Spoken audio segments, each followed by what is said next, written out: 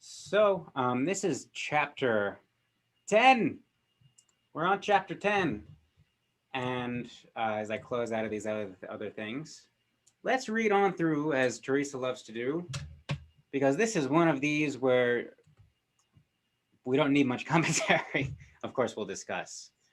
But this is one where you can see immediately. Of course, the entirety of A Course in Miracles is designed and written and read in such a way where just reading it is is causing us a shift in psychology and consciousness and perspective. So let's just read this because this is just like eating our carrots here. Chapter 10, and this is the introduction. This introduction is short. Section 1 is pretty short, so we'll cover them both today. Let's read through all of this now. So, introduction. And this is called The Idols of Sickness, this chapter. Introduction. Nothing beyond yourself can make you fearful or loving, because nothing is beyond you. Time and eternity are both in your mind and will conflict until you perceive time solely as a means to regain eternity. Now, as I pause, just a reminder, I'll read through this, but feel free to raise hand, type in chat, all these different things. If you have a comment, just put it in chat. If you want to say something, raise hand. I'll see you come up front and center, and we'll get to comments. So we continue. You cannot do this, and this is perceiving time solely as a means to regain eternity. You cannot do this as long as you believe that anything happening to you is caused by factors outside yourself. You must learn that time is solely at your disposal and that nothing in the world can take this responsibility from you. You can violate God's laws in your imagination, but you can't escape from them. You were established for your protection. They were established for your protection and are as inviolate as your safety. God created nothing beside you, and nothing beside you exists, for you are part of God. What except God can exist? Nothing beyond God can happen, because nothing except God is real. Your creations add to God as you do, but nothing is added that is different because everything has always been. What can upset you? What can upset you except the ephemeral? And how can the ephemeral be real if you are God's only creation and God created you eternal? Your holy mind establishes everything that happens to you. Every response you make to everything you perceive is up to you because your mind determines your perception of it. God, I'll continue to use the as it's written here, of course, God is not limited to a masculine pronoun, but I think we can see here beyond this. God does not change his mind about you, for he is not uncertain of himself, and what he knows can be known, because he does not know it only for himself. He created you for himself, but he gave you the power to create for yourself so you would be like him. That is why your mind is holy. Can anything exceed the love of God? Can anything then exceed your will? Nothing can reach you from beyond it because, being in God, you encompass everything. Believe this and you will realize how much is up to you. When anything threatens your peace of mind, ask yourself, has God changed his mind about me? Then accept God's decision, for it is indeed changeless, and refuse to change your mind about yourself. God will never decide against you, or God would be deciding against himself. So let us circle back here and perhaps take this take this bit by bit or bite by bite.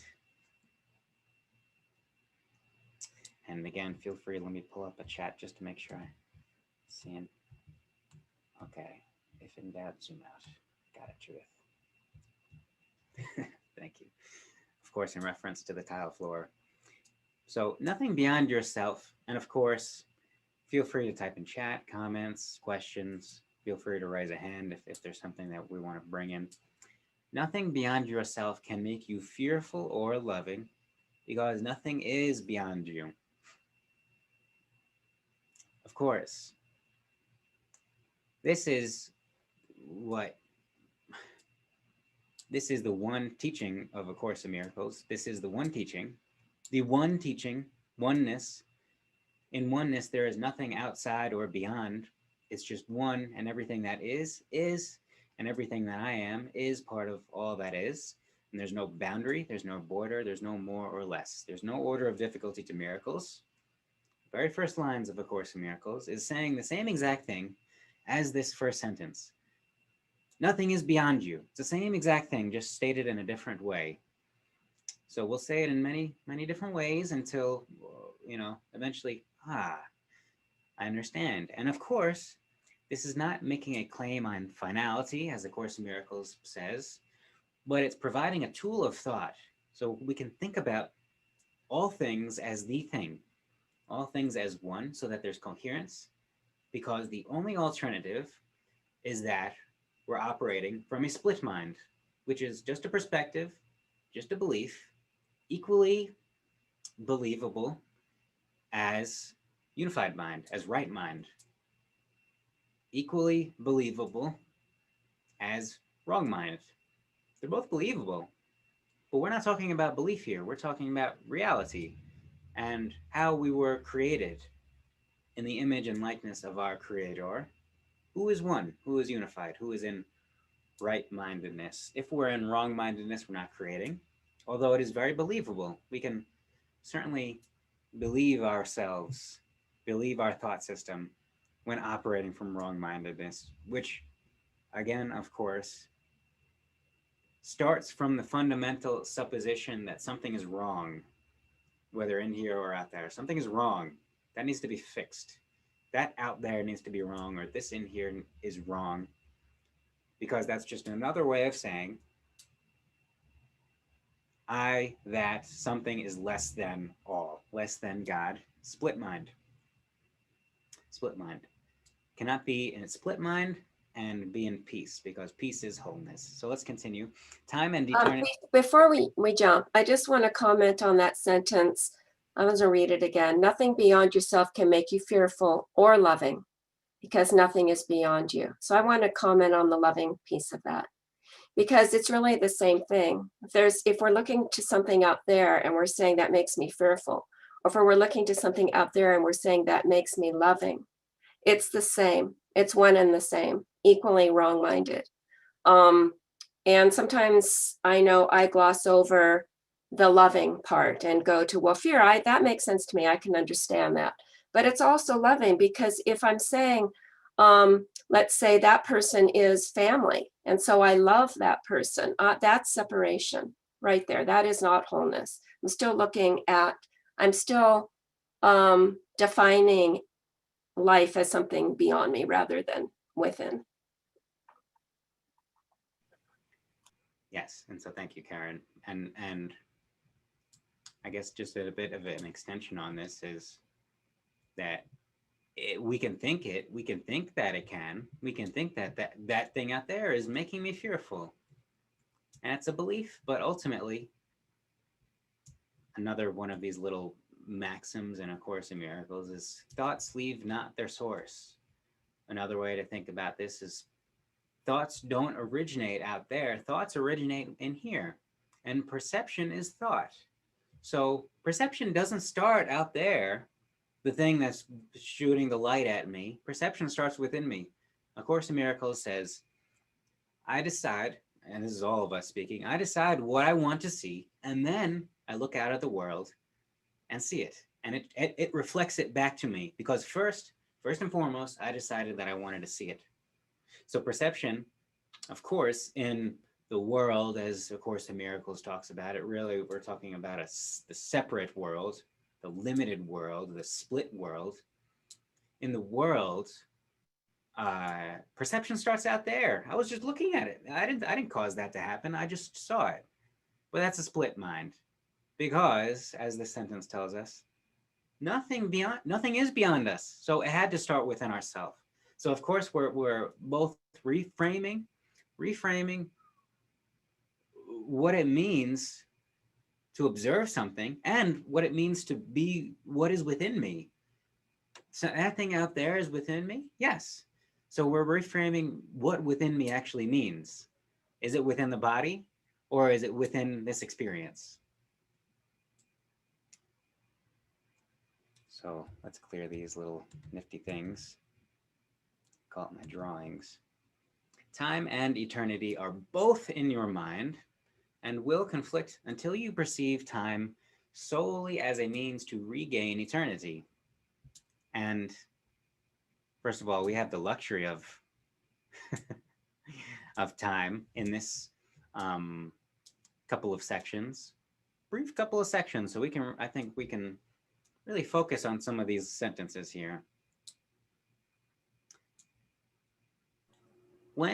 So this is oftentimes, I think, at first study or at first read through, first encounter, it may seem like A Course in Miracles is denigrating time, denigrating the body, saying, you're not a body, you're not that limited thing. Time is an illusion, these sorts of concepts. But really what it's doing, it's not denigrating, it's just showing us this. Time is solely a means to regain eternity. And so it's not so much, it's not a negative as much as, well, it's not a negative in the negative sense. It's a negative in the sense that we need the negative with the positive to form the matter. And if we have time, then we can use it as a means to regain eternity. So we have eternity, but time allows us to experientially regain it. So is it good or bad? Neither, really. It's a tool that we can use, as opposed to all that is, time, that's just what it is, and time on the pedestal. That's the mistake. That's the split mind. Let's see, Charlie with the raised hand. Yeah, this sentence, I guess, initially confused me, but you're helping to clarify it. I mean, it starts out saying time and eternity are both in your mind, but then it ends with, you will perceive time solely as a means to gain eternity. So to me, it kind of says that time is not a correct concept, but eternity is. Essentially, it's it's tough to, if we're defining correct, like that's enough, like we'd have to define correct in a way for this to make sense. But essentially, if we think of the realm, so of course in A Course in Miracles, there's ego and spirit. And spirit has, as we are created, as we are guaranteed, God creates us in the realm of eternity. And then ego operates in the realm of time. And so all too often, A Course in Miracles presents it as, put the ego aside, drop it, neglect it, and just focus on spirit. But this is just a tool to get us to see, wait, hold on. The whole picture is both ego and spirit. This is the whole picture. There's the whole picture, which is spirit, of course. And there's ego, which somehow, seems real in this existence. So initially, we're told to essentially take the ego off the pedestal, take the ego off the altar. And it's done in such a way where we say, ego is trash. I'm going to put this in the trash can. And we put spirit on the altar. But then now at this point, then we can see that, okay, ego, just as time, all of these are simply a tool. They're not identity. They're not the period. They're not the final thing. They're not, the stamp that sticks with me for all of eternity in heaven or hell. Ego is just a tool for me to regain eternity. So eternity, of course, is now and all of time. So it's not that we lost it as much as regain it in our awareness that this is eternity, that eternity is here now, even though it seems like things are changing. It's changing in such a way where it's just forever increase. This experience is forever increased. There's nothing changing as much as just increasing. Okay, so if I'm understanding you correctly, I would read this sentence as time and eternity are both in your split mind, and we are using the ego mind creation of time to achieve the higher mind realization of eternity. Am I getting close? Yes, but we are using ego and spirit mind to regain the higher. Okay. Okay. As one, rather than, of course, the Course of Miracles often says, the body is essentially useless. The body, all this, the body, you would never, your identity is not so limited as a body. It says these things often as a statement of emphasis. But we can come to the, after we get beyond the surface level of surface body, then we can understand that we're using body, we're using mind, we're using spirit, all of it, all of what this is, all of it, all the memories and the thoughts and the experiences and the sensations and the other perspectives, all of this is self, is identity. Anything less is the split mind. That's what A Course in Miracles calls body. Even if we say, even if we take our mind, if we hold our mind as separate from others, that's what A Course in Miracles calls body. Body is a system of thought where things are separated. So it may be the physical, very well. It's embodied in the physical, but it need not be. It could be mind. When, for instance, private thoughts is another common theme in A Course in Miracles. There are no private thoughts. It's the same thing as there's no order of difficulty in miracles. We have a shared mind.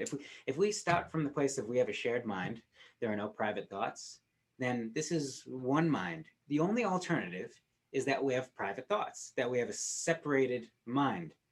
And what is that but a body?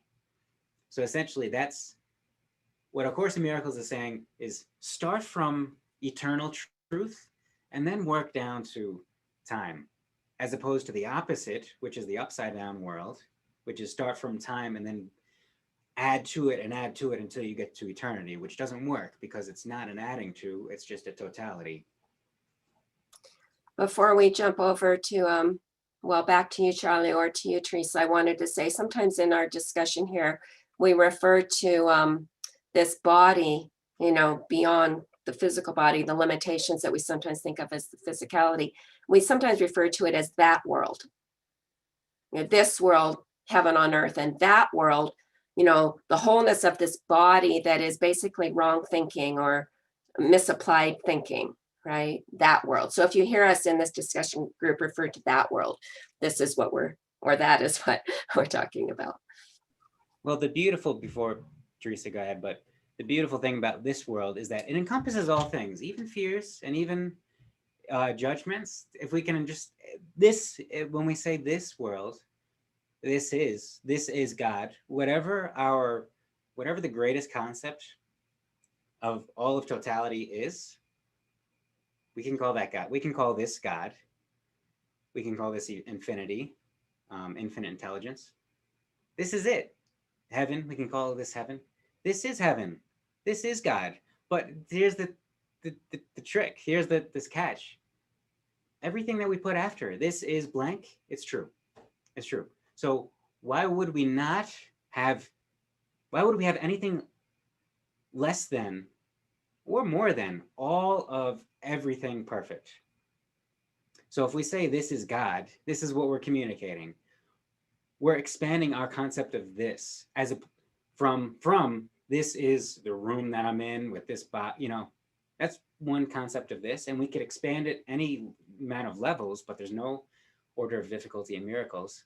So this is completion, this is perfection, this is perfect, this is God, this is heaven. And when we say this, we allow it to be. It's an active allowance. We're actively allowing our experience to reflect it back to us.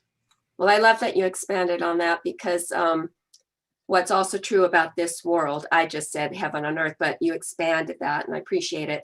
What's also true about this world is it also includes, it is all inclusive. There is zero exclusion. So it also includes this notion that one might have of a separated world. Because that is a part of this world. Everything is included in this beautiful, beautiful world. Well, think about it. Even if we can think of something, then it is. Okay, so maybe we don't see a truck carrying floaties, but it can exist. So this is everything that exists and everything that can exist. But there are some things that cannot exist. And I can't even think about them. We can't even think about them. So this is not just saying anything, everything, no, it's everything that is. Nothing more, nothing less. Because if we think that there's anything more, we're also believing the concept that there's something less. We can't have one without the other. All right, Teresa. I think you might have just both of you hit on what I was going to say. So I was going to ask for a definition of eternity, because for me, the eternity piece is the oneness, the sonship, the heaven, the home, the totality of it all, which what I think you just sort of covered. But I was looking at it as a definition for the eternity piece, trying to clarify it. So eternity we can think as interchangeable with real or true, joyous, loving. All of these concepts can only be had, we can only have these concepts by sharing them. They can never diminish, they only expand, forever increase. This is eternity. Love is eternal because it cannot be lessened. It can only be experienced when shared. In order to have love, we must share love. And it forever expands when we understand this. When I share love, I gain love. This is eternity. It's not, oftentimes it's taken from an ego perspective of eternity. It's the heavenly realm and clouds and everything is stagnant. It's not stagnant. Eternity, eternal. The eternal is forever increasing, forever expanding. Joy is forever expanding. Truth is forever expanding. So, this is sort of to have peace, teach peace, to learn it, to have love, to have, to give to all, right? Then it wraps up with the be vigilant only for God and his kingdom. So there you go. That brings us full circle to the eternity. absolutely. We may have to go back and watch chapter 6 again here. It's a good chapter. It is a good chapter. It is. Thank you. Right before chapter 7. It has that going for it too. So Carl in chat is essentially asking, how does the modern world practically apply this beautiful teaching from A Course in Miracles? And this is how, Carl, by understanding and by saying, this is God. Ah, okay. 6 feet apart and scared to death. This is God. Yeah. I'm afraid. This person's afraid of catching germs. This is God. This is God. And understanding that this is not pushing it away. It's not going like this to it. It's looking directly at what is and refusing to make a judgment. It's being active in non-judgment, no matter what it may be, no matter what the world deems it as horrible, and this needs to be fixed, because what is that but wrong-mindedness, saying that's wrong, that needs to be fixed. And so no matter what the framework is, this is God. This is God. And understanding that this is the most powerful thing we can do. It is the root of doing. It is more fundamental than doing. It's the starting place of truth. It's the starting place of joy. And so the most powerful thing we could do is just to change our mind about what it is that's happening, what's going on outside of ourselves and what's within ourselves, and to blur the line and to understand that if something is, whether I think it, somebody else says it, it happens over there in the news, then it's God. This is heaven. And not to use it as a cop out to not talk about it, but to allow ourselves to see the perfection that is. Because, of course, I think we all know that the fear that may exist, we may be looking at the world from the tile floor perspective. And if we zoom out, I know that this is a beautiful, perfect image. That already is. We're just experiencing it. So, yes. And I would like to add something that I sometimes add, which is it gets tricky here, right? When we talk about looking at something that so many are fearful about, or looking at something that so many deem as just wrong. In A Course in Miracles, when we talk about wrong, what we're really saying is if we judge something to be wrong, then what we're saying is that it shouldn't exist, which is actually just kind of silly because it does exist, right? So there isn't anything wrong about it. It's here. It's a part of the whole picture, the zoomed out version. However, what I like to add is that we can have preferences, and we do have preferences. And so we can prefer that something not be happening. And that's sort of for me, that's sort of, it's an easy word, prefer. I would prefer that not be happening. There's not a tremendous amount of emotion in it when I say it. But from that, what rises up is perhaps an impulse to do something, perhaps an impulse to say something or write something or research something or take action of some kind or not.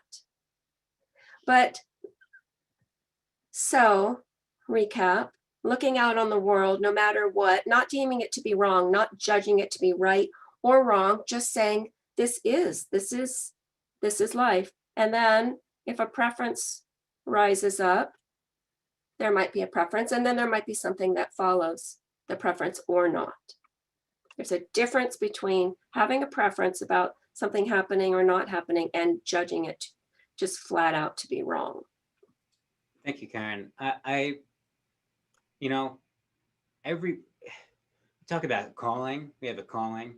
Every moment we have a calling. Maybe a preference, sure, but a calling. Every moment. There's no small moment. There are no idle thoughts. So every moment we have a calling. This is the eternity. We have a calling here now to what? To do something, to say something, maybe, to not do something, to rest, whatever it may be. We have a calling here now. This is God's voice, the Holy Spirit, universal inspiration, speaking to us. How? Everything in our experience, everything, the outer world as we perceive it, the inner world as we conceive it, all of this is the voice of God telling us what? Making it incredibly obvious, not just telling us when it needs to tell us, but just making it fully obvious, always, what our calling is. Let's take a step here. Boom. That's it. That's it. It's simple. And we don't have to think about it. Oftentimes A Course in Miracles is taken to be very cerebral, which is true because it's undoing all the cerebral think work that the world has established that is necessary for us just to operate. I need to analyze. I need to make a SWOT analysis of myself and a 5-year plan, mark it down to the nearest month. And then based on that, I'll determine what I eat for lunch. That's how the world operates, where A Course in Miracles just says, just let it go and understand that this is heaven. Why would God force you to do things you don't want to do? Why would God make it difficult to speak with God? If God is everywhere and everything, why would it be difficult? Why would it be unique? Why would it be rare? Why wouldn't it be all the time? Only time it's not obvious is when we make such a judgment, when we're in wrong-mindedness. So that's all that we can do. And it seems like it's nothing. It seems like it's not doing anything. But A Course in Miracles talks about the little willingness. That's all it asks us to do. So truly, the most practical thing that we can take with us from A Course in Miracles is just to give a little willingness to let it in. That's it. That's it. Ego wants more of an answer. Ego wants, I want it 5 steps. Ego wants a list of things to do. A Course in Miracles says, it's easier. Just give little willingness. That's it. Well, thank you for expanding preference all the way out to calling. I love that so much. And it feels right to my heart. And it reminds me of something in A Course in Miracles somewhere, which is something like this morning, when I wake up, I will make no decisions by myself. So in other words, we will allow life, God, universal inspiration to move through me, this personality that has a preference, move through me. And that is the calling. That is that moment to moment calling. It's always here.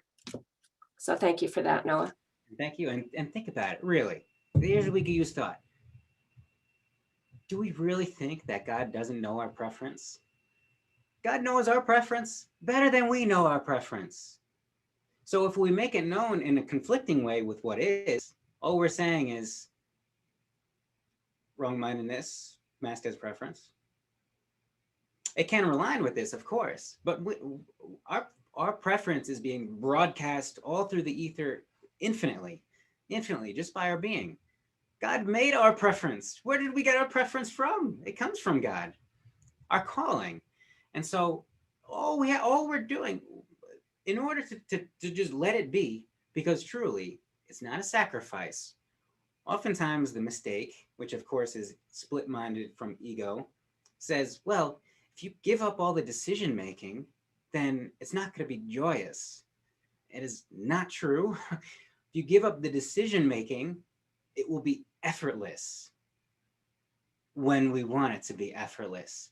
And this is the beauty. Joy doesn't, of course, we can work for whatever we want to work towards. We can run a marathon. And this is very joyful for many. But it can be effortless too. And it oftentimes, the default can be effortless perfection. So Marielle was asking for a real life experience to illustrate the concepts in this paragraph. I don't know if this discussion has satisfied that request. Well, let's give an example here, Karen. So let's say somebody sends you an email that's accusatory, that's saying, you know, how could you have done this? You messed it up and my day is ruined because of what you did. What is A Course in Miracles say about this? Course in Miracles is saying that what I perceive to be outside began with a thought of mine in the first place, and that there isn't anything to react to, really. There isn't any wrongdoing happening here. It's simply a bunch of letters put together into a bunch of words that's being communicated in the written form or in another storyline in a vote being vocalized. It's, oh, 2 people have entered the waiting room. Maybe you can let them in. Yeah, A Course in Miracles says that there is nothing beyond myself that can make me feel fearful or loving. And so what do I do with that? I accept it for what it is and get on with my day. Very nice. Or write back something loving or kind, or talk about, you know. Think about it. So notice how nothing in there, nothing in this description, there is no, it was just a list of facts. What is wrong about receiving such an email? There's nothing wrong. And it's, really? You know, somebody else, I mean, this is interesting because somebody else's point of view, somebody else's analysis of anything that it has nothing to do with me. I can hear it. I mean, we have had many discussions here, many weeks, where what we brought into our discussion has been on the topic of listening, which is a really beautiful thing. Teresa, you're nodding. Yeah, yeah. We can hear anything. We can receive anything. We can just listen. We don't have to have some kind of reactive response. We can. I gave 2 scenarios. I could do nothing. I could get on with my day. Or maybe I will do something. Maybe I will write back and talk about, oh, that I was just listening to the rain, you know, banging against my window and it was glorious. I can do anything, but I don't have to, there's no need at all to react with fear or shame or discomfort of any kind. Truly. And I suppose if A Course in Miracles had an answer to this exact thing, it would be send a loving email in response. Because it doesn't matter what email. I could say, somebody sent you an email. Well, anything. The answer is send a loving email back. Which is the practical, of course, email. Okay. It could be text message. It could be chat online, whatever. It could be thoughts. It could be thoughts. I was just thinking that it could be just sitting here and just having loving or fun thoughts about the person who sent it. Yeah. When, get you a moment in a moment, Selma, but there is no split mind is the idea. I'm operating in a silo. All my thoughts are private. I need to vocalize them in order for them to be heard. That's the split mind. Private thoughts, ego, all the same thing. When we understand there's one mind, then we know what's going on in our relationship with somebody, which is the thing that is real. Maybe not necessarily the symbols in somebody else's mind, but we can tune into the relationship, because guess what? A relationship is reciprocal, and we're a part of it. So we know. We don't have to think about it. Just feel into your relationship with anybody. Boom. You know exactly how it is. Exactly. Maybe you could perform in words to it. Maybe not. But feel into it. You know exactly what's going on. Meaning we know what's going on with ourselves and the other individual. We're one mind. One mind. So of course it's this simple. Why would it be any more complicated?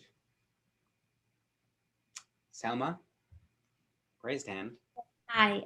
I believe that, as you know, I'm new with this Course in Miracles, but the way I see it is, like you said, it's a oneness. God is perfection. God is perfect, and perfection is God. Everything else is an illusion, and we might wanted to focus on illusion, or we might want to focus on perfection, God, and just, have that as a target. Yes, thank you, Selma. Now, let me also just extend with this, perhaps, that there's perfection and illusion, as Selma has presented, which is spirit and ego. I think maybe just said in maybe a different. Right.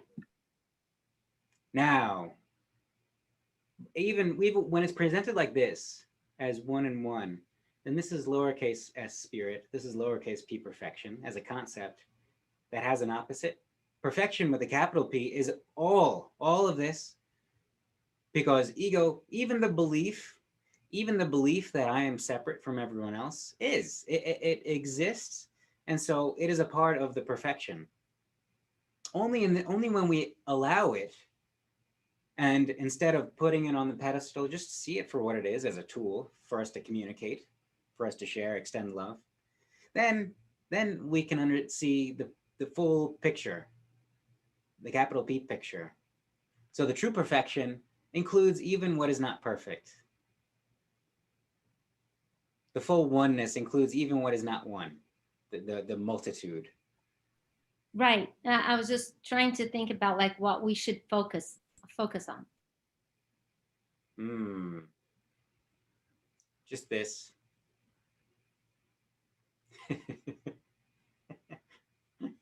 Good. Seems like nothing, right?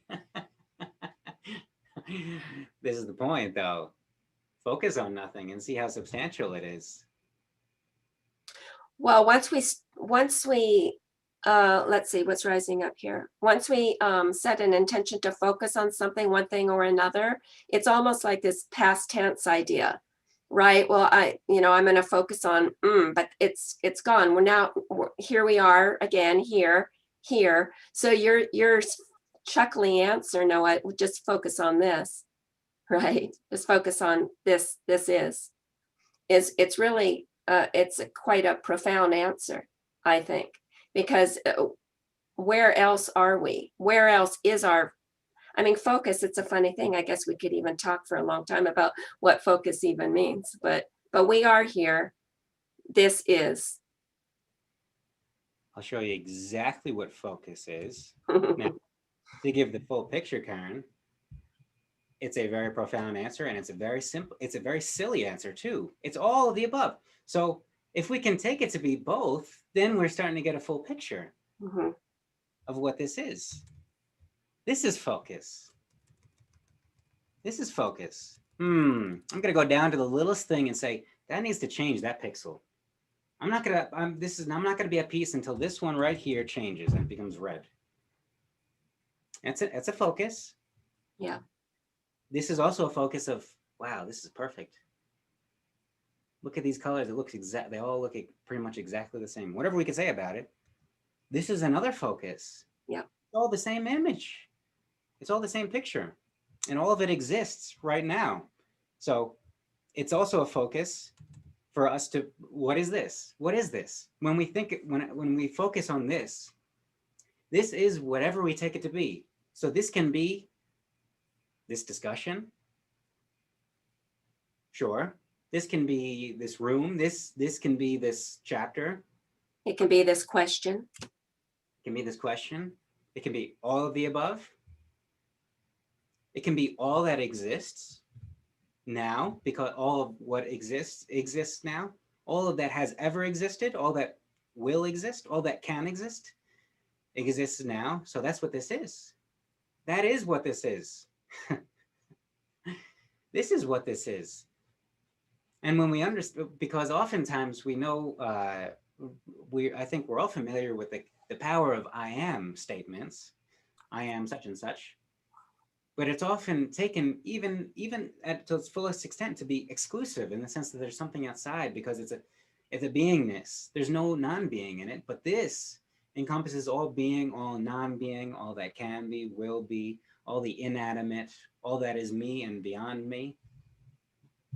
So Judith is saying focus is key. Thank you, Judith. And also, can't we focus on the God in all things? And I would say yes. And the example of the blue tiles, the grid, and then, being the sharp focus on the tile, and then zooming out and having the complete picture. If we just say, this is God, then we are always focusing on the God in all things, because every this is God, and we are focused on this. So rather than the God in all things, which we can also do, we can focus on God as all things, which we can also do. And neither is neither is better than the other.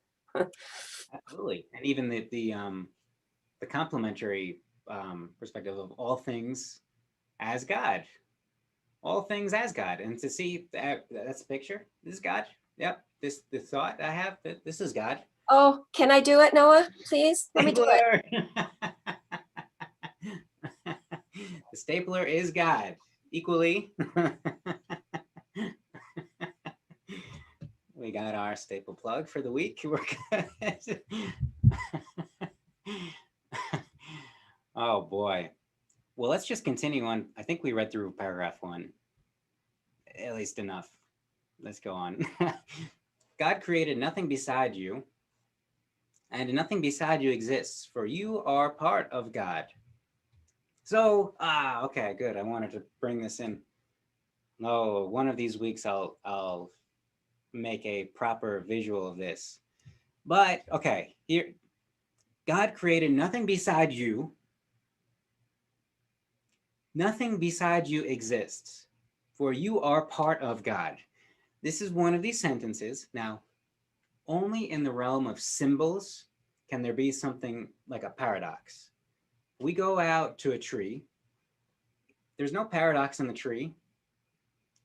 There's no unequal thing. There can be weight that's unequally distributed, but that who's to say that that's wrong or unequal or paradoxical? Only in symbolism can there be paradox. So this is a paradox in symbolism. God created nothing beside you, and you are part of God. Only you exist, and you're a part of God. You're a piece. And so what this is really saying, if we go to our nifty little beautiful image here, if we were to sit with this and we say, this is our life, and we meditate and zone in and study, and we're on this exact pixel, and we sit and say, this is it. This pixel is God. This is God. What we will see when we look at the pixel and we start with the perspective that this is God, and we allow it to reveal itself to us, what will we see? This, we'll see this exactly. The entire picture is in the pixel, every pixel.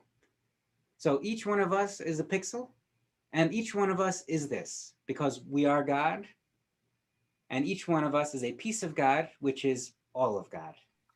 I'd like to jump back to your original comment, Selma, about the word focus. And I said, oh, let's talk about that for 3 weeks, right? Let's define focus. But we are the focus. These eyes, right? These ears, this is the focus.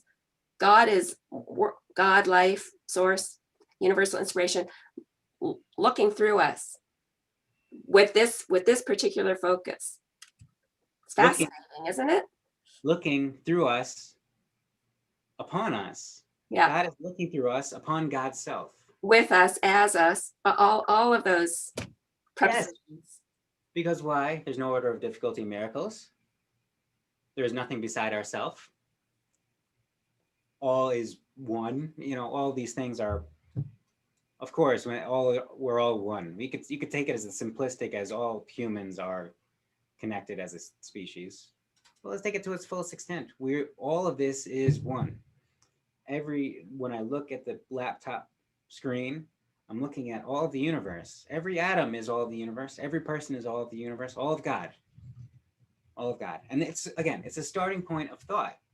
And I'm sure we all know the power of intention, the power of observation, and meditation. But what is this doing but directing focus? When we focus on something, if we're getting back to this week's theme, we're starting from a cornerstone. When we focus upon something, we're starting from a belief. We're starting from the supposition that something is something. So we can start ultimately from one of two. Either you need to prove to me that this is God, which is really just a mask for saying I'm separate from God, stated simply. The alternative with the capital A is this is God. Because we're starting from this point, regardless. In either case, we're starting from this point and choosing to see it. It is the root thought, it is the root belief, the root intention. And so whatever we choose to see, we'll see. And again, why would we choose anything less than perfection, less than totality, less than effortless beauty and joy? Of course, I mean,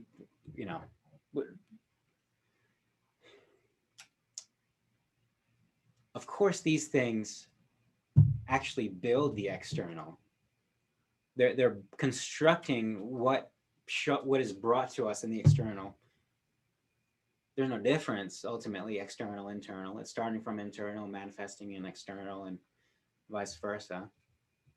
But ultimately, I think we all have experienced this where the most beautiful moments are something that we can't even communicate in words. It doesn't, on paper, it's not even that cool. It's not that nice. But once experienced, there's no words to it. That's the revelation of just reveling in some, having a revelation sitting in the subway, whatever it may be. The form is not what matters. So ultimately, any form can make us, can bring this joy, because it's not the form that brings it. The joy brings the form. It's the other way around.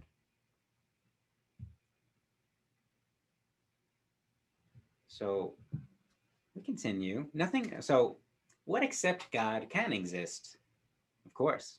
It's a great question to ask ourselves continually. If we're ever tempted into thinking that there's something other than God, what except God can exist? Another way of saying this is, how can this exist if it were not God? Oftentimes there's the devil, and devil is outside of God. How can the devil exist outside of God? How can that be? If God is all of everything that is, created all of everything that is, how can there be something outside it? It can't be. It can't be. So we don't need to think about it any further. All of everything is God. Boom. Simple. Nothing beyond God can happen because nothing except God is real. Your creations add to God as you do, but nothing is added that is different because everything has always been. What can upset you except the ephemeral? And how can the ephemeral be real if you are God's only creation and God created you eternal? So every response you make to everything you perceive is up to you, because your mind determines your perception of it. This is a very practical one for tapping on this, rattling on this theme of practicality. This whole paragraph is saying God does not change God's mind about you. God created you perfect, and it's not in the capital P plan for you to be anything less than this at any point, because perfect is a state of eternity. So when anything threatens your peace of mind, somebody says something to you and we take that to be a cause for losing peace of mind. If we drop something and we take that to be a threat on our peace of mind, ask ourselves, has God changed God's mind about me? Get out the little writing tool here. Anytime that we're tempted into thinking that this is anything less than perfect. Hold on, wait. For a moment, I wasn't fully joyous. Has God changed God's mind about me? And then what were we told? Accept his decision. Because the decision was before we are. And the decision is, you're a child of God. Your inheritance is the kingdom of heaven, period. And the decision was before this thing called time that we utilize here, right? Absolutely. The decision was made. The creation was created. It's extending, but it's not being added to in the sense of something that wasn't a part of it that's going to be added to it. Can't add to God anything that God doesn't already in God. Refuse to change your mind about yourself. Refuse to change, because if we think that we're anything less than perfect joy, truth, then we're changing our mind about ourselves, but we don't need to. Refuse to change our mind about ourselves. We could change our mind about whatever is happening, perhaps, but we refuse to think that our self is anything less than the full perfection and fulfillment. I think it was last week's discussion, maybe, where we were saying that when we do that, when we change our mind, when we view ourselves as something other than the perfection, it's actually a rather arrogant stance to take, because what we're saying is, oh, well, I know about myself more than God knows about who I am and what I am. So we can keep that in mind as well. Do we know more and better? You think we can. I think we can. And even this is. but it's arrogant. Let's just call it what it is. Next section, at home in God. All right. Let's hop on it here. You do not know your creations. We'll add our traditional conditional clause here. If you do not know your creations, it is simply because you would decide against them as long as your mind is split. And to attack what you have created is impossible. But remember that it is as impossible for God. The law of creation is that you love your creations as yourself because they are part of you. Everything that was created is therefore perfectly safe because the laws of God protect it by God's love. Any part of your mind that does not know this has banished itself from knowledge because it has not met its conditions. Who could have done this but you? Recognize this gladly, for in this recognition lies the realization that your banishment is not of God and therefore does not exist. So this paragraph is hitting at some concepts here. The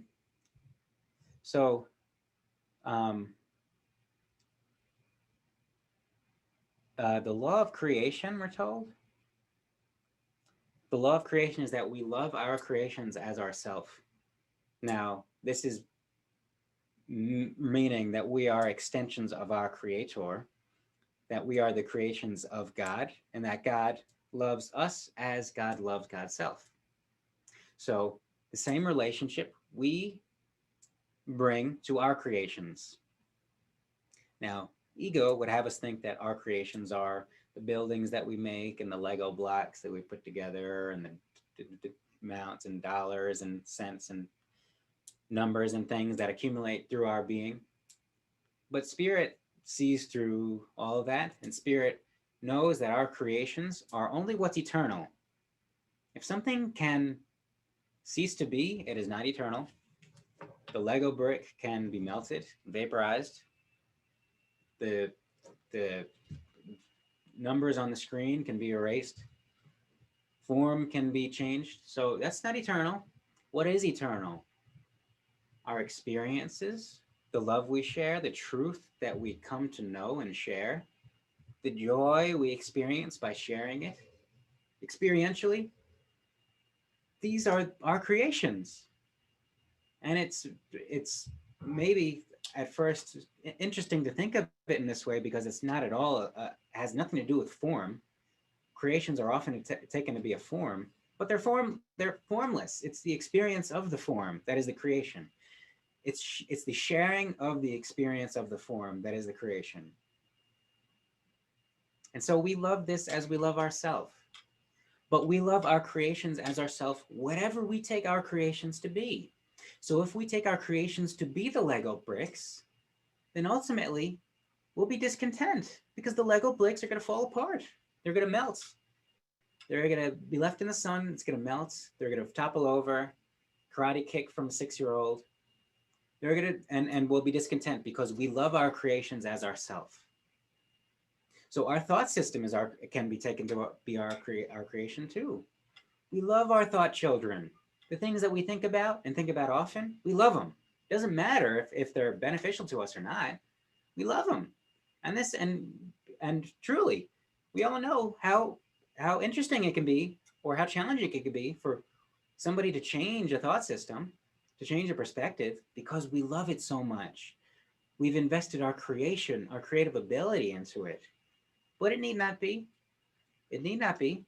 If we know that our creations are only eternal and thought systems can come and go and languages and all that can come and go. So that's not my creation. But what is my creation can't be taken away from me.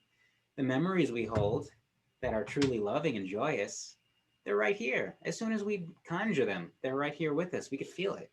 We could feel laughing and running in the park. Because it's not the running that did it, although it is part of the experience. But this is our creation. And in this way, when we have a healthy, true understanding of our creations, then we're setting ourselves up to be content for fulfillment because it can't be taken away from us. Another component of this is who could have done this but you? This is when we recognize essentially that we've held on to something that is a making as a creating, that we've held on to the Lego block or the title, the role or the amount or the size or the form. When we hold on to that as the creation,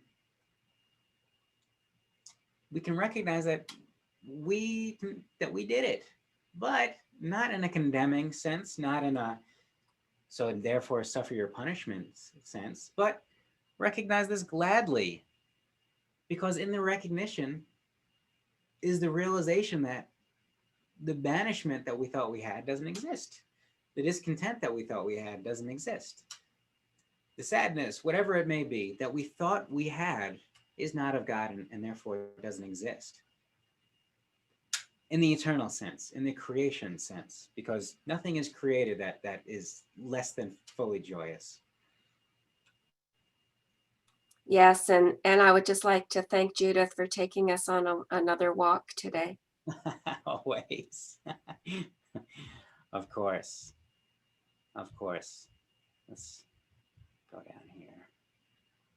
All right. It's Kat. Oh, Kathy's Nice back. peeking. Hello, everyone. Happy Valentine's Day. You too. I've been listening, and I would say, in one way, you know, it's like had my head spinning.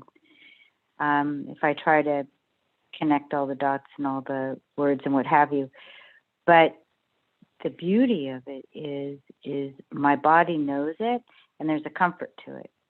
So it's like the body or the heart or whatever knows this and can make sense of it. And if I try to connect it all with the part of my brain, you know, or whatever, chatty part of my mind, it spins. It's interesting. But somehow the body, it just filters through, and it's a comfort. It's kind of interesting. But anyway, I'm trying to keep up with you. But No happy trying. Valentine's. No trying here, Kathy. That's right. No effort, King. My body isn't. You know, it's interesting. It's just it's interesting how it's being processed. But anyway, my heart welcomes it, and I say Happy Valentine's Day. Happy Well, and I Valentine's. don't remember if you were here when we were talking about, you know, Selma, we were all talking about this idea of focus. And so if we're going to make a choice about focus, then could focus on the feeling that you just so beautifully shared with us, right? Rather than on any kind of confusion that might be in the mind. Which you can Exactly. focus on if you like. Right. But that's I think that's what I've just been sitting and listening, or not sitting, because that's why I wasn't on the screen, because I'm multitasking. But today I have Chief, a beautiful big boy, and a kitty that I was taking care of. But no, I just was taking it in, but I was just sitting back and observing, you know, what my head was trying to do, but at the same time, and then opening the book and reading the words and listening, it was just like the body knows it. And so, yeah, it's exactly right. So just paying attention and being aware of what I feel. And then I think it just processes it, Thank you or whatever. For Yeah. Reiterating this, Kathy. This is a concept that I just am called to share, and I'm fully grateful that you bring it here, Kathy, because this is another perspective just to talk about this. That honestly, I'll say it, that for those of us here that want to understand the Course in Miracles, Mm-hmm. that have this calling, the most important thing that we can be doing, period, is just to read it. Just read it. Read it often. Read it first thing in the morning. Read it when there's a break. Read it until you get to a point where you say, I know what this is saying. All of it. I know what it's saying. It's simple. because there's a perspective. There's a perspective that says nobody will ever understand it all, and you can only devote your whole life to trying to grasp it. Okay, what is that but a split mind according to A Course in Miracles, if we really get to it? If it's fully simple, can I understand all of it very simply? Yes. And Kathy brings in how it works, because ego wants to understand every part of it, and it can't understand it because it doesn't make sense to ego, because ego operates from a different starting point. But just reading it is the medicine. We don't have to understand it at all. In fact, we can't. But when we read it, eventually, because it's going right into subconscious, it's penetrating the conscious surface level, going right into subconscious. And eventually we hit a point where, whoa, this makes sense now. I knew exactly what it was going to say before it even said it, because it's all saying the same thing. So this is all to say, another plug, just read this. Just read it, sit down, read it. Even if you don't know what the heck it's saying, read it a chapter a day, whatever it may be. Because ultimately it's building a subconscious structure or tearing it down, depending on how you look at it. But well, that's the beauty of it. And even holding it, or the book, my first one, dropped into my hands when I was in a certain old shop, and it fell apart. But I think it's really important to share that, because I think that's really important. Because again, that's the part. As soon as we get into the slicing and dicing, it's like my sharing an experience or something that I've had that I know was touched, that was special for me. As soon as I try to explain it, it gets lost almost. It goes out into outer space or whatever, because we all hear things differently, right? And but you do. It's a part of you. It becomes you. And I think for me, for others that could be listening, could go, whoa, to how things can just like travel over the head, and you feel separated from that. And it's just the opposite, just in sharing that, because we all do process differently too. And so I love what you just said, Tim. That was wonderful. And it's true. and thank Thank you. Thank you, Kathy. And again, ultimately, I think if we're here, we enjoy A Course in Miracles. We enjoy the fruits that it brings and the healing that it brings to us and all in our experience. And ultimately, we each share it in our own way, whether it's directly taking lines from it, sharing it, or just sharing the teachings and translating it into different languages, in or out of English. There will eventually be some resistance, of course. And this is the beauty of A Course in Miracles, is that the refuting of A Course in Miracles, trying to poke away at it, is saying, look at this one. What about this one example? This one example makes that all fall apart. And A Course in Miracles says that's exactly what ego would say, is to try and take the whole and break it down into parts and try and understand it. But if you want to understand the whole, then look at it as a whole. And so it doesn't matter the example. Ego says you're going to have to be prepared for all these different examples.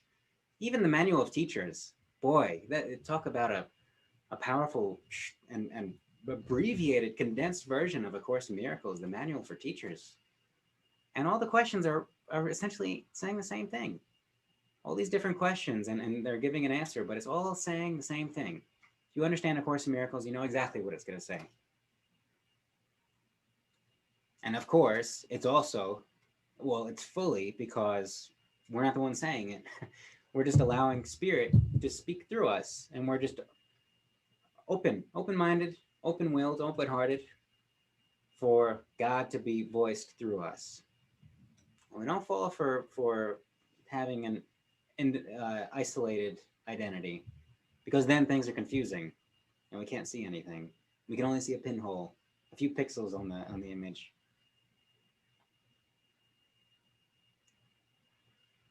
Karen, I'm coming to you for I know you like this paragraph, so I'm going to read it and then your exegesis here.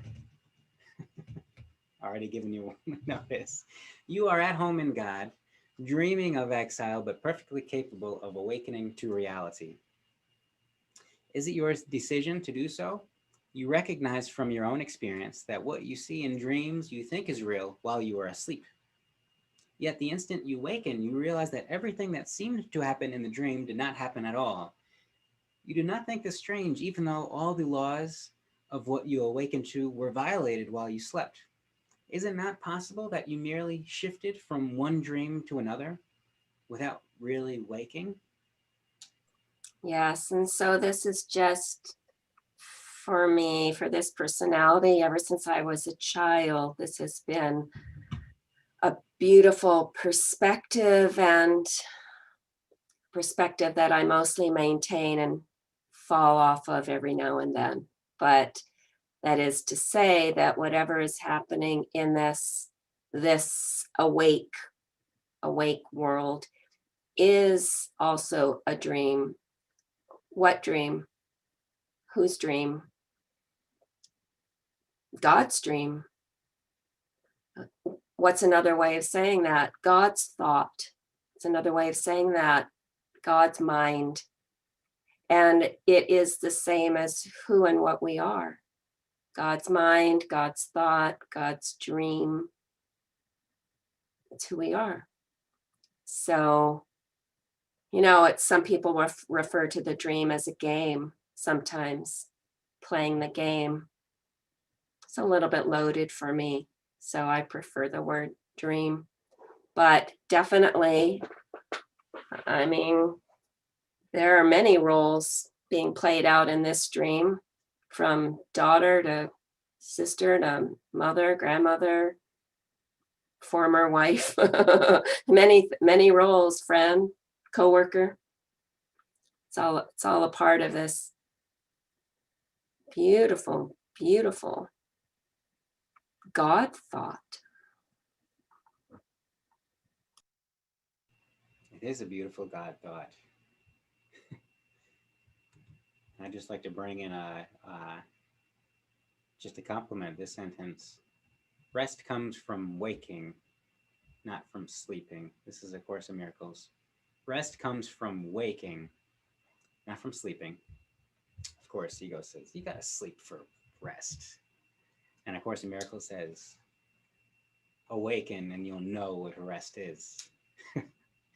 Which makes us kind of reevaluate our understanding of awakening. Is it awakening from one dream into another, or is it awakening into the reality of what this is? Awakening out of the dream, but appreciating the dream for what it is.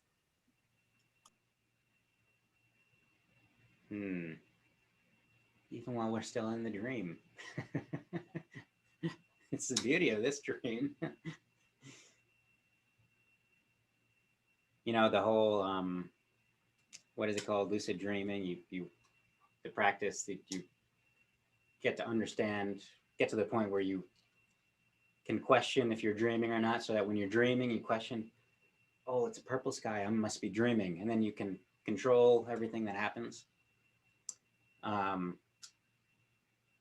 Maybe the similar thing is when we understand, oh, this is God. Oh, this is God. Not just is it a dream that is in my private thing that I can just change everything, the form, but this is God, and all of this is coming to me through me because I've asked for it in some way. But this is God. Not only this, not just this is my dream, but this is God. This is the epitome of perfection experienced. When we read a novel, say, I don't think any of us get to bits and parts and say, well, that should not be a part of this story. That's wrong. That should not be in this manuscript. But we do that in this dream perception. It's a funny thing. We do that. We don't have to do that when we recognize that this experience, this perception is God's mind, God's thought, God's dream, then we don't need to look at, say, back to, I think it was Carl's chat about the fear-demic, he called it. We don't need to try to pick that bit out and say, this should not be a part of this dream. This should not be a part of this experience.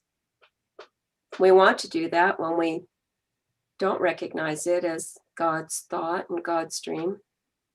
But when we do, it's an irrelevant option. Don't have to do it. Can do it. That's okay. Don't have to do it. But even think of it practically. We get back to tapping on the practical key here, Karen. Of practically, we all know the law of attraction. Okay, let's use this language to talk about this. When we're labeling something as wrong, what are we attracting? Wrongness. It doesn't matter that we're guising it by saying it's wrong and I'm going to fix it. The root thought is that it's wrong. So if we start from something is wrong, we're going to continue down the path of wrong until we get back to the roots and just hold on. Nothing, not going to think about, let's just center. And why do I want this to happen? Why am I thinking this? Why do I want such and such? And we know it, you know, maybe we could put words to it or maybe not, but we know it.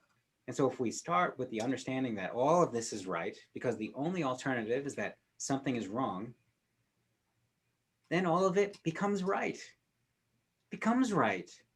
Maybe we're just having faith at first, and we can't trick ourselves if we still think that something's wrong, but we can at least make a step by giving the willingness. This is the utility of the little willingness, because we're not hiding anything. If we think something is wrong, we can go like this and say, I don't see it, but we see it, and we know it, and God knows it.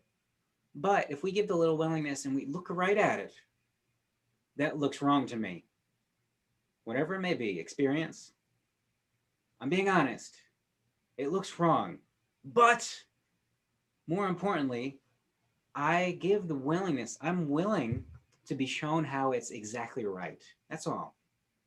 I'm willing to see how it is exactly perfectly right. And maybe I don't see it now, but I'm willing to see it. And I'm willing to say, even if I don't see it now, and even if I never see it, I'm willing to say there's a bigger, broader picture here. I'm willing to say, I see this as wrong. I really do. I'm being honest. And okay, I'm willing to believe, I'm willing to think that there's another way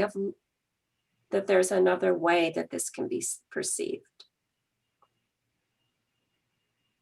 This is the little willingness. And of course, A Course in Miracles says it's not, the power of the little willingness is that it's never just your little willingness alone. It's your little willingness with the full power of God. Because otherwise we're saying, I don't need your help, God. That's wrong. I don't have, I'm close. I got it. I know what's right. I know what I know. No, thank you, God. But if we have a little willingness, all right, maybe there's a way to see it. And that's a start. That's all that we're asked to start. We're asked just to start. Maybe there's just another way of seeing it. And eventually, maybe, not only is there another way of seeing it, but maybe that's absolutely perfectly right. For what? For my own full divine fulfillment, collectively. And it's proportional, relative proportional, the amount of, to the willingness that we have to see it be, is proportional to the time, inversely proportional to the time that it takes for us to see it. Just a little willing, you know, they call beginner's luck. We may see it right away. But if we just have the faith, that's wrong. I know that's wrong, but you know, it's a mistake for me to think that that's wrong. So let me see how it's right. And then somebody right next to us will say, oh boy, look at that. Oh, okay. It is that quick and it's that simple, huh? And the little willingness is indeed a road to peace. It is the road of peace. Yes. A road of peace. Prepositions again. Yeah, just walking. We're all just, we have our snacks and our lunch boxes. Walking down this road. The road is a beautiful, Jesus's disciples, they were called followers of the way, or the path, and the Taoism, Tao means the way, the road, which is just rooted in this concept of a way of being. Of course, we have a couple paragraphs here. Let us complete this here. Would you bother to reconcile what happened in conflicting dreams? Or would you dismiss both together if you discovered that reality is in accord with neither? You do not remember being awake. When you hear the Holy Spirit, you may feel better because loving then seems possible to you, but you do not remember yet that it once was so. And it is in this remembering that you will know it can be so again. What is possible has not yet been accomplished, yet what has once been is so now, if it is eternal. When you remember, you will know that what you remember is eternal and therefore is now. Anything that is eternal is now. Heaven, is heaven eternal? Yes, okay, so heaven must be here now. God is eternal, God must be here now. Infinite, anything that is infinite must be here. God is infinite, yep. Mind is infinite. Capital M mind, here now. You will remember everything the instant you desire it wholly.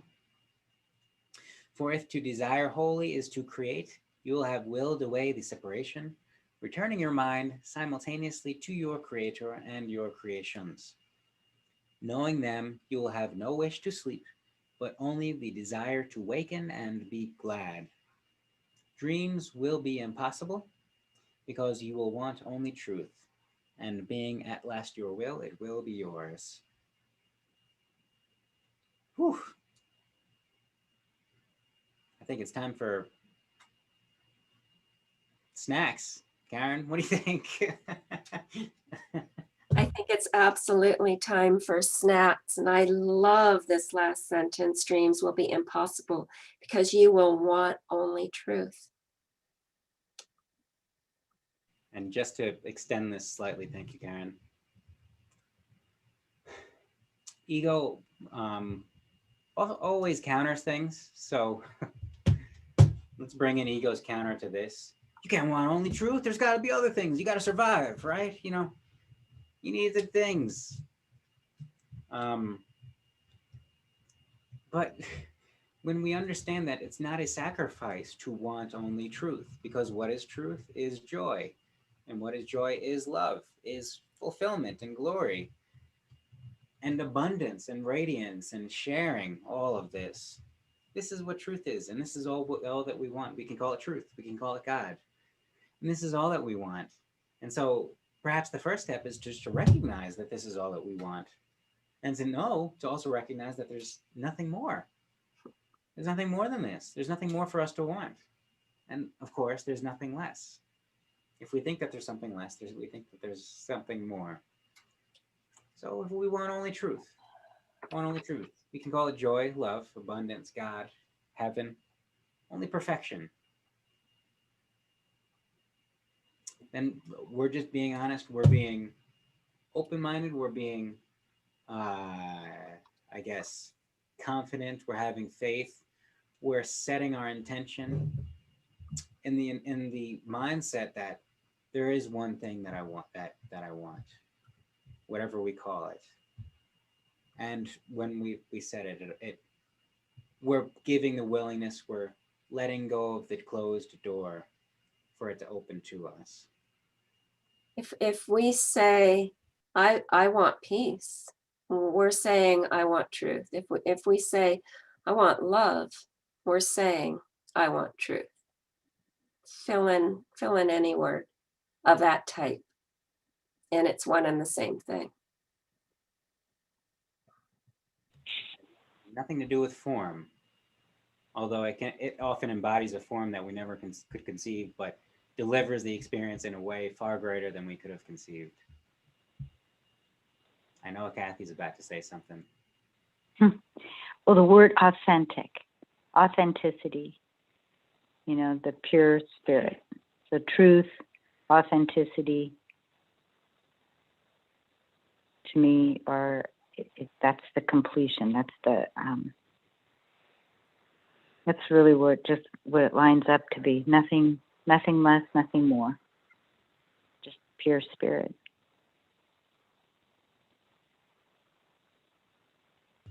Certainly a power to authenticity.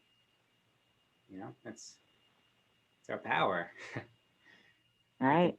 Rest assured that our authenticity is just our power, our language, natural language. Yeah, doesn't that make you chill? Woo! Have It's the another Kathy chilling chills moment. happening. Yes, we love the Kathy chills. Thank you. Teresa, as our time comes to a close, I just want to thank everybody for being here, for joining and for participating, collaborating in whatever way may or may not be. Chat, everybody that's joining us on video and that. Vimeo and Facebook, and who will see the recordings there later on. Cosmos, Mars. Go ahead. And Teresa, for those that are new, Teresa sends us off with a beautiful quote. At least I'm assuming. I continue to have faith that this is so. It fits beautifully, as always. Chapter 16, Section 2. For love asks only that you be happy, and will give you everything that makes for happiness.